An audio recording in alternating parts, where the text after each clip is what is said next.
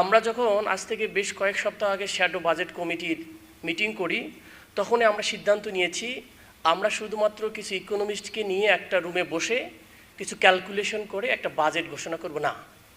আমরা সিদ্ধান্ত নিয়েছি আমরা মাঠে যাব, বিভিন্ন শ্রেণীর মানুষের সাথে কথা বলবো, তাদের প্রত্যাশা অনুযায়ী আমরা একটা বাজেট প্রস্তাবনা কাউন্টার আমরা তুলে ধরব।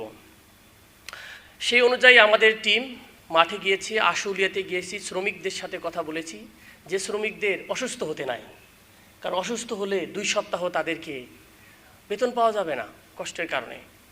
আমরা কথা বলেছি কারওয়ান বাজারের ক্ষুদ্র ব্যবসায়ীদের সাথে, আমাদের টিম কথা বলেছে খাতুন বাজারের সেই চিটাগংয়ের ব্যবসায়ীদের সাথে। তাদের যে অনিশ্চয়তার কথা, তাদের যে কষ্টের কথা, তারা বলেছে কাস্টমসের জটিলতা, বন্দরের অনিয়ম, ভ্যাটের অনিশ্চয়তা, তাদের যে ব্যবসা ধীরে ধীরে ধ্বংসের দিকে যাচ্ছে এবং তাদের যে কম আয়ের মুনাফা, সে ব্যবসা যেন একসময় ক্ষয়িষ্ণু রূপ ধারণ করবে।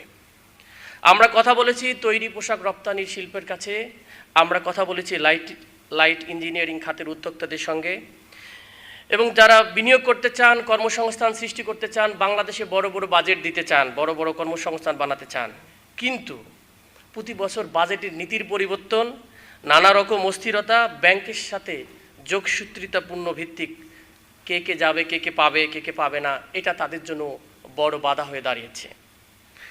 আমরা কথা বলেছি বিশ্ববিদ্যালয়ের ইয়াং তরুণ শিক্ষার্থীদের কাছে, তারা সবসময় এই উদ্যমী তরুণরা যারা আমাদেরকে জিজ্ঞেস করেছে প্রায় হতাশার সুরে, আমাদের কি সত্যি এদেশে কোনো ভবিষ্যৎ আছে কি, নাকি আমাদের জীবনের সেরা সময়টুকু আমরা চাকরির জন্য পড়াশোনা করে করে কোটার অপেক্ষায় দিন কাটিয়ে দিব। আমরা কথা বলেছি সরকারি কর্মচারী কর্মকর্তাদের সাথে, যারা 2015 সাল থেকে শুরু করে গত 10 বছরে এই মুদ্রাস্ফীতির চাপে তাদের যে মর্যাদা সমাজে, কিন্তু তাদের সে আলোকে যে বেতন বাড়ে নাই, যে কাঠামো হয় নাই, বাজারে গিয়ে তাদের যেন অবস্থা ত্রাহি অবস্থা, তাদের সাথে কথা বলে আজকে মনে হচ্ছে যে বাংলাদেশে কেমন একটা শ্যাডো বাজেট হওয়া উচিত। এই সকল আলোচনা এনসিপির শ্যাডো বাজেটের আমাদের প্রতিটা পাতায় পাতায় রয়েছে। আমরা শুধুমাত্র জিডিপির প্রক্ষেপণ নয়, অথবা আইএমএফের শর্ত আলোকে বাজেট নয়, অথবা কর জিডিপির অনুপাত হিসেবে বাজেট তৈরি করার পক্ষে না। হ্যাঁ, আমরা জানি এটা খুবই গুরুত্বপূর্ণ বিষয় এবং এটা থাকা উচিত। আমাদের এই ফুল বাজেট প্রস্তাবনাটা মূলত বাংলাদেশের মানুষের চাহিদা সেন্টার পয়েন্টকে কেন্দ্র করে মানুষের কেমন বাজেট হওয়া উচিত সেটাকে আমরা টার্গেট করেছি। এই আলোচনাগুলো থেকে আমরা একটা বিষয় বারবার শুনেছি, বাংলাদেশের মানুষ সরকারের কাছে দয়া চায় না। বাংলাদেশের মানুষ সরকারের কাছে 3টা জিনিস চায়। 1 নম্বর হচ্ছে ফেয়ারনেস।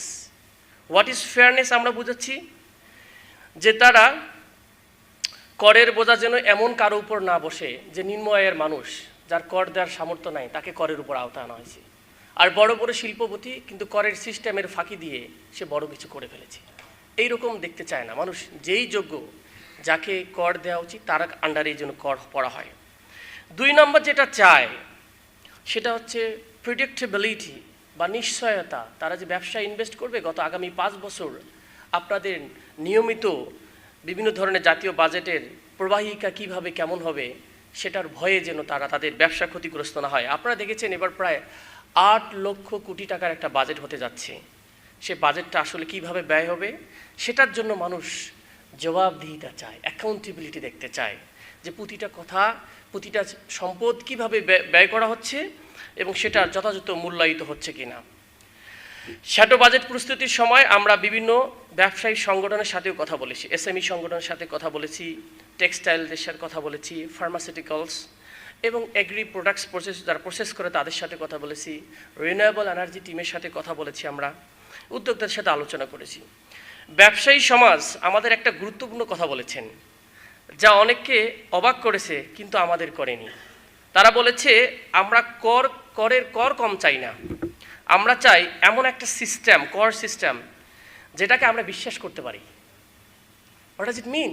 ইট মিন এখন যে সিস্টেম আছে এটাকে তারা বিশ্বাস করতে পারে না, এবং এমন একটা সিস্টেম চাই যেটা হবে ট্রান্সপারেন্ট এবং অ্যাকাউন্টেবল, এবং কর্মকর্তাদের হাতে অতিরিক্ত পাওয়ার থাকবে না, মানে তারাই সব কিছুর জন্য না হয়, কারণ তাই ফাঁকফোক্ষ দিয়ে তারা করটা ফাঁকি দিয়ে বড় লোক হতে চায়। এইরকম অনিয়ম এবং হয়রানি যেটা করতে পারবে না। এই উপলব্ধি থেকেই এনসিপি রাজস্ব সংস্কার কৌশলের ভিত্তি আর চাপ প্রয়োগ নয়, বরং এমন একটা সিস্টেম গঠন করা যেখানে সৎ ব্যবসায়ীরা তাদের ন্যায্য কর প্রদান করবে এবং অসৎরা আর আড়ালে থাকতে পারবে না, করের বাইরে চেনে যেতে না পারে।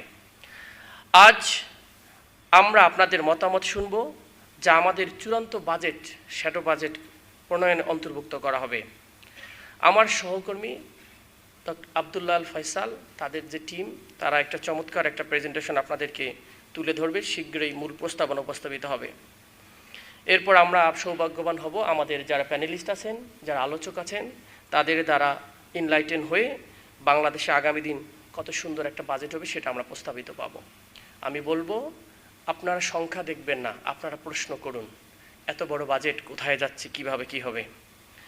এবং শেষ করব এই কথা বলে, বাংলাদেশের নাগরিক, শ্রমিক, ব্যবসায়ী, শিক্ষার্থী, সরকারি কর্মচারী, তারা সবাই আমাদের কাছ থেকে সেই প্রত্যাশা করে যে তাদের একটা ন্যায্য বাজেট এই আগামী বাজেটে হবে।